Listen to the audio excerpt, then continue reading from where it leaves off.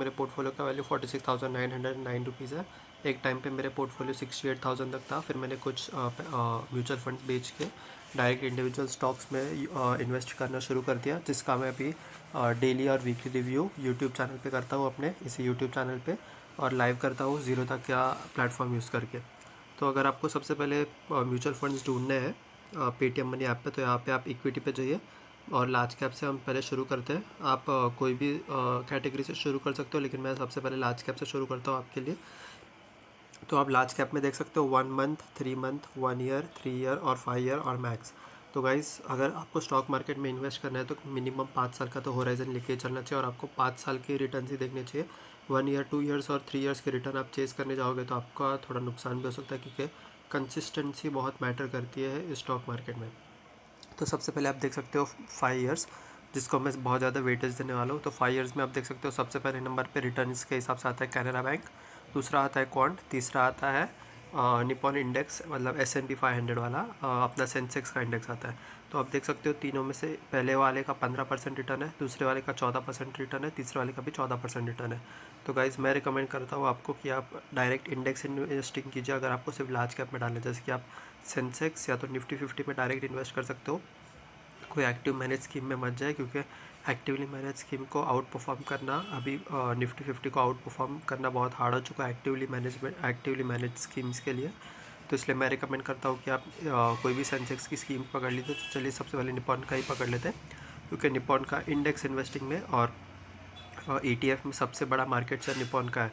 तो आप जहाँ पे देख सकते हो निपॉन के उसमें आप जाओगे तो आप सबसे पहले देख सकते हो अमाउंट है 1000 रुपीज़ का पर मंथ आपको डालना है। आप ये देख रहे हो 64% परसेंटेज ओवरलैप्स। इसका मतलब ये है कि मेरे पोर्टफोलियो में जो अभी भी स्टॉक्स है और सेंसेक्स जो निफ्टी 50 सेंसेक्स में जो स्टॉक्स है उसमें से 64% ओवरलैप हो रहा है। तो आप यहाँ पे रिस्क रिटर्न कैलकुलेटर देख सकते हो। तो रिटर्न कैलकुलेटर में आप यहाँ पे 5 ईयर्स देखिए। 5 ईयर्स में आपको 93% का एब्सोल्यूट रिटर्न्स मिल रहा है। यानी कि अगर आपको CAGR टर्म्स में देखना है, जो पुराना वो पेटीएम मनी का ऐप था उसमें CAGR का रिटर्न्स डायरेक्ट दिखाई देता था, लेकिन अभी उन्होंने CAGR डायरेक्टली निकाल दिया है। तो आप यहाँ पे 93 डिवाइडेड बाय 5 करोगे तो तकरीबन 18% के आसपास आपको शायद से CAGR मिलेगा। यानी कि हर साल आपको 18% का रिटर्न इस फंड ने दिया हुआ है। फिर आप रिस्कोमीटर पे चेक करोगे तो रिस्क इज़ वेरी हाई होगा, क्योंकि आप डायरेक्ट अपने स्टॉक मार्केट में इन्वेस्ट कर रहे हो और शेयर्स में इन्वेस्ट कर रहे हो। फिर आप यहाँ पे फंड इन्फॉर्मेशन देखोगे तो फंड इन्फॉर्मेशन में आपको देखनी है स्कीम की एसेट साइज़ कितनी है, और उसका मेन सबसे ज़्यादा आपको देखना है कि एक्सपेंस रेशो कितना है। एक्सपेंस रेशो उसका बहुत कम है, 0.15% एक्सपेंस रेशो है, और एग्जिट लोड भी 0.25% है, वो भी सिर्फ 7 दिन के लिए। मतलब अगर आपने आज 100 रुपये डाले और अगर आपने 7 दिन पहले ही रिडीम कर दिए तो आपको 0.25 पैसे, यानी कि आपको 99.75 पैसे आपको वापस रिटर्न मिल जाएगा। अगर 7 दिन बाद आपने रिडीम किया तो पूरे के पूरे 100 रुपये मिल जाएंगे, और अगर जो भी एक्स्ट्रा रिटर्न्स रहेंगे वो भी आपको मिल जाएंगे। फिर आपको यहाँ पे स्कीम्स की होल्डिंग्स में चेक करना है कि भाई ये स्कीम कौन सी कंपनीज़ को होल्ड करती है। तो जैसे कि ये सेंसेक्स है तो आपको मालूम है कि सेंसेक्स की सब कंपनीज़ होल्ड करेगी और उसका ही वेटेज यूज़ करेगी। तो रिलायंस इंडस्ट्रीज 12.5%। भाई ये सेंसेक्स ये इंडेक्स इन्वेस्टिंग क्यों आपको रेकमेंड कर रहा हूँ, क्योंकि आप देख सकते हो रिलायंस इंडस्ट्रीज़ इससे 12.72% इन्वेस्टेड है इसमें। तो 12.5% सिर्फ ऐसा म्यूचुअल फंड का एक रूल है कि कोई भी म्यूचुअल फंड 10% से ज़्यादा कोई स्टॉक्स में इन्वेस्ट नहीं कर सकता, अगर वो एक एक्टिवली मैनेज म्यूचुअल फंड है। तो अगर पैसिवली मैनेज म्यूचुअल फंड है या तो कोई इंडेक्स को फॉलो करता है तो इंडेक्स के वेटेज के हिसाब से वो अपना म्यूचुअल फंड वो शेयर्स खरीद सकता है। यानी कि अगर इसमें सेंसेक्स में रिलायंस इंडस्ट्रीज़ का वेटेज अगर 15% भी हो गया तो ये जो इंडेक्स फंड है निपॉन का जो पैसिवली इन्वेस्ट करता है वो रिलायंस इंडस्ट्रीज़ अपने पोर्टफोलियो में 15% रख सकता है। लेकिन कोई एक्टिवली मैनेज म्यूचुअल फंड है, जैसे कि अपना आदित्य बिरला लार्ज कैप पकड़ लो या कोई भी large cap actively manage fund पकड़ लो, और अगर उसका पोर्टफोलियो का वेटेज 10% है रिलायंस इंडस्ट्रीज़ में, लेकिन अगर रिलायंस इंडस्ट्रीज़ फिर 12% हो गया उसके पोर्टफोलियो में, क्योंकि अगर स्टॉक प्राइस बढ़ गई तो उसको 12% से काट के 10% पे वापस लेके आना पड़ेगा। यानी कि कंपाउंडिंग में एरर आ जाएगा, कंपाउंडिंग अच्छे से होगी नहीं अगर स्टॉक्स को बेचा जाएगा तो।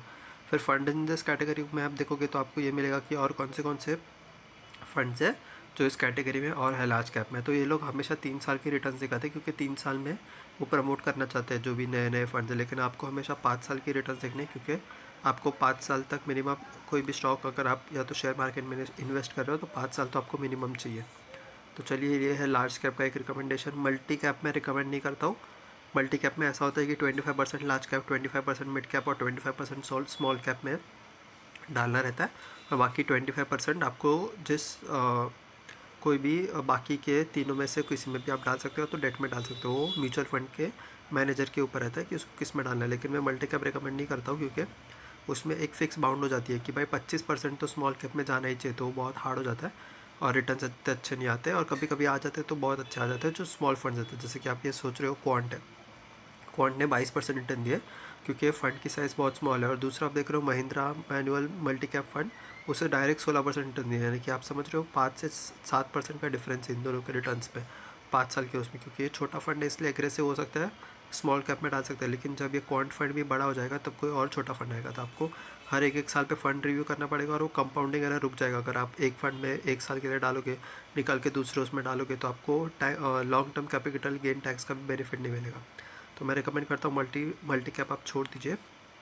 मिड कैप में अगर आपको जाना ही है तो 5 साल के उसमें आप देख सकते हो क्वांट ने अच्छा रिटर्न दिया है और पीजीआईएम ने अच्छा रिटर्न दिया है।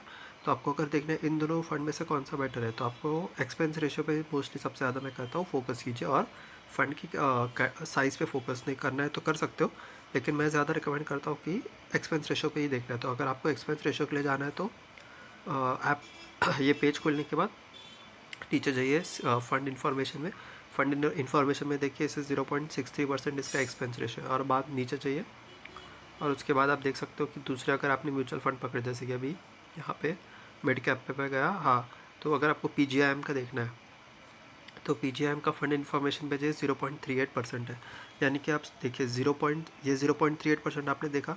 फिर अगर मैं वैसे ही वो क्वांट के उसमें वापस जाते हैं आपको अच्छे से दिखेगा कि 0.38 और उनका जो 0.63 था उसमें कितना डिफरेंस है, बहुत ज़्यादा डिफरेंस आ जाता है। देखिए फंड इन्फॉर्मेशन में 0.63, और इनका फंड साइज़ भी बहुत ही छोटा है, 1000 करोड़ का सिर्फ फंड साइज़ है।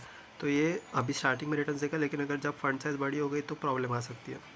तो इसलिए आपको ऐसे देखना है कि ऐसे म्यूचुअल फंड्स में इन्वेस्ट करना है जो आपको लॉन्ग टर्म अच्छे रिटर्न दे सके। तो हम नेक्स्ट कैटेगरी देखते हैं फ्लेक्सी कैप। फ्लेक्सी कैप मेरी बेस्ट कैटेगरी है। फ्लेक्सी कैप में आप देख सकते हो पिछले 5 साल में क्वांट और पराग पारेख ने बहुत अच्छे रिटर्न दिए। तो मैं खुद पराग पारेख में इन्वेस्टेड हूँ पिछले 3-4 साल से, तो मैं भी रिकमेंड करता हूँ कि रिकमेंड मतलब ये मेरी एडवाइस नहीं है, ये मेरा खुद का पर्सनल ओपिनियन है कि पराग पारेख में अच्छी फ़ंड है, आपके रडार में होना चाहिए, क्योंकि पराग पारेख यूएस इन्वेस्ट भी करती है, यूएस में भी इन्वेस्ट करता है 35% अपना पोर्टफोलियो, और बाद में इंडियन इन्वेस्टिंग भी करता है। और आप जानते हो कि यूएस में ऑलरेडी स्टॉक्स बहुत गिर चुके हैं, तो अगर आपने पराग पारेख फंड खरीदा और अगर इंडिया के आरबीआई ने लिमिट बढ़ा दी यूएस इन्वेस्टिंग के लिए, तो पराग पारेख जैसे फंड्स को बहुत अच्छा बेनिफिट होगा।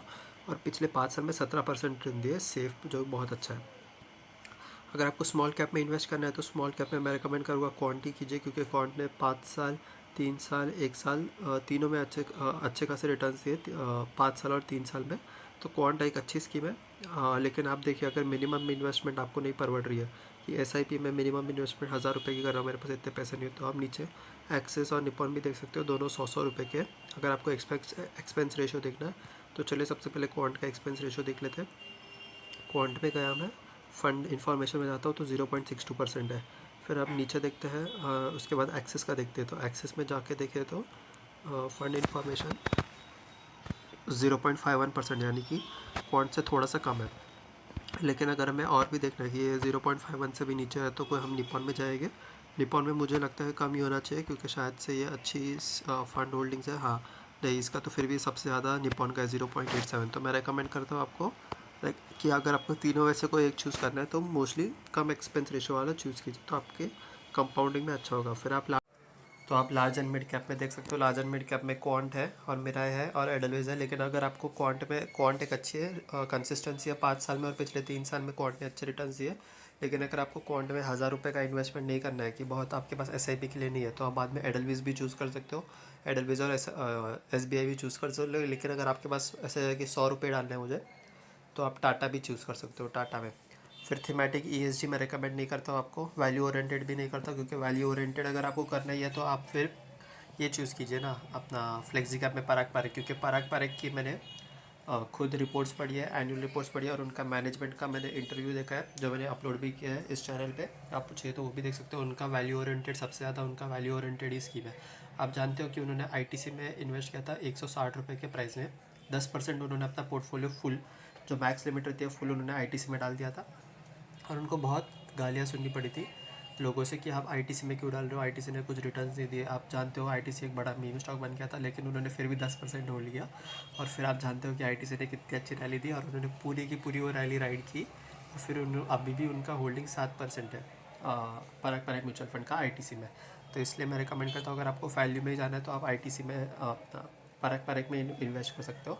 फिर अगर आपको बैंकिंग में जाना है, जैसे कि अगर मैं आप सब जानते हो, अगर आप नहीं जानते तो मेरा वीडियो देख सकते हो जहाँ पे मैंने रिव्यू किया मेरा पोर्टफोलियो का बैंकिंग। मेरे पोर्टफोलियो का 35% वेटेज मेरा पोर्टफोलियो का बैंकिंग में। मैं कौन से स्टॉक्स में, IDFC first bank, HDFC bank, Kotak Mahindra bank और मुथूट फाइनेंस, ये 4 स्टॉक्स ओन करता हूँ। और ये चारों स्टॉक्स का वेटेज कुल मिला के 35% है। अगर आपको भी ऐसा लगता है कि बैंकिंग एक नेक्स्ट ऐसा सेक्टर है जो बहुत ऊपर जाने वाला है, तो आप बैंकिंग में इन्वेस्ट कर सकते हो। बैंकिंग में इन्वेस्टमेंट करने के लिए आप देख सकते हो एसबीआई है, टाटा बैंक है, और ये टॉरस तो आप देखिए मत। फिर अगर मैं कंसिस्टेंसी की बात करूँ तो पहले एसबीआई और टाटा है 5 साल में। नेक्स्ट उसमें देखें तो सुंदरम और टाटा है। पिछले 1 साल में देखें तो एसबीआई का रैंकिंग बहुत नीचे आ जाता है। लेकिन अगर आपको लॉन्ग टर्म ही फोकस करना है 5 साल और 3 साल, तो आप एसबीआई के साथ जा सकते हो। और टाटा के साथ भी अगर आपको जाना है कि अगर आपके पास एसआईपी का अमाउंट मिनिमम मतलब 100 रुपये या 200 रुपये आपको डालने हैं, तो आप टाटा के भी साथ जा सकते हो। फिर कंजम्पशन एंड डिमांड अगर आपको देखना है, जैसे कि मैं एफएमसीजी यूज़ कर सकते हो, सीमेंट बिटर, ये कब आपको कंजम्पशन एंड डिमांड एक थीमेटिक सेक्टर है, तो मैं रिकमेंड नहीं करता हूँ कि जो बिगनर्स है वो इसमें डायरेक्टली इन्वेस्ट करें, क्योंकि इसमें ऐसा है कि आपको इकोनॉमिक साइकिल को कैच करना पड़ता है। अगर रिसेशन में आपने इसमें इन्वेस्ट कर दिया तो आपको बहुत बड़ा नुकसान होगा। जिस टाइम पे रिसेशन खत्म होने वाला और ग्रोथ कोई भी इकोनॉमी पकड़ने वाली होती है, तभी आपको ऐसे थीमेटिक सेक्टर्स में इन्वेस्ट करना चाहिए। तो बाकी सब ये डिविडेंड यील्ड, एनर्जी, इंफ्रास्ट्रक्चर में मैं रिकमेंड नहीं करता आपको डायरेक्ट इन्वेस्ट करने के लिए, क्योंकि ये थीमेटिक स्कीम्स हो गई है और उसमें आपको कंसिस्टेंटली रिव्यू करना पड़ता है। जैसे कि फार्मा सेक्टर हो गया, फार्मा सेक्टर में रैली देने के बाद बहुत सारे इन्वेस्टर्स को लगा कि भाई फार्मा ने तो बहुत अच्छी रैली दे दी है, चलिए फार्मा के स्टॉक्स में और फार्मा की म्यूचुअल फंड्स में इन्वेस्ट करते हैं। तो उनका बहुत बड़ा नुकसान हुआ है, क्योंकि ये सब सिक्लिकल कंपनीज होती है। तो रैली देने के बाद अगर आप इन्वेस्ट करोगे तो आप फंस जाओगे। फिर टेक्नोलॉजी सेक्टर में भी ऐसे थीमेटिक है। टेक्नोलॉजी सेक्टर में मैं खुद इन्वेस्टर था पहले इस फंड में, एसबीआई टेक्नोलॉजी फंड आप जो दिख रहे हो उसमें इन्वेस्टर था, और आदित्य बिरला में इन्वेस्टर था। लेकिन वो थीमेटिक सेक्टर था, मैं हर टाइम ट्रैक करता था। मैंने एकदम एग्जैक्ट मूवमेंट पे एंट्री मारी और एग्जैक्ट मूवमेंट पे मैंने सेल ऑफ कर दिया। इसलिए मुझे टेक्नोलॉजी सेक्टर में भी अच्छा खासा प्रॉफिट हुआ है। आप ये जो मेरे पोर्टफोलियो में आप देख रहे हो कि मेरा जो डिप आया ये 68,000 से लेके, आप देख रहे हो 68,000 से लेके यहाँ पे 27,000 तक, और अभी 46,000 है। तो ये जो था मैंने टेक्नोलॉजी सेक्टर में डाला था, और वो एकदम पीक पे मैंने सेल ऑफ कर दिया और दूसरे स्टॉक्स में इन्वेस्ट करते हैं, क्योंकि तभी अभी कैसे मैं बैंकिंग में 35% है मेरा वेटेज, पूरे मेरे पोर्टफोलियो का वेटेज 35% है बैंकिंग में। तो वैसा टेक्नोलॉजी का वेटेज 30 से 35% था मेरे पूरे पोर्टफोलियो का। तो तभी मैं T C S, H C L Tech और इन्फोसिस होल्ड करता था, और मैंने अच्छी खासी रैली मैंने पिकअप की है टी सी एस में की है। टी सी एस में ऐसे की थी कि मैंने एक शेयर खरीदा था और वो मैंने बायबैक में बेच दिया, तो मुझे अच्छा खासा प्रॉफिट हो गया। फिर इन्फोसिस मैंने एकदम अच्छे से होल्ड करके रखा था। फिर इसमें मैंने stocks, mutual funds, Aditya Birla और S B I sun life mutual funds technology के सेक्टर में मैंने होल्ड करके रखे थे।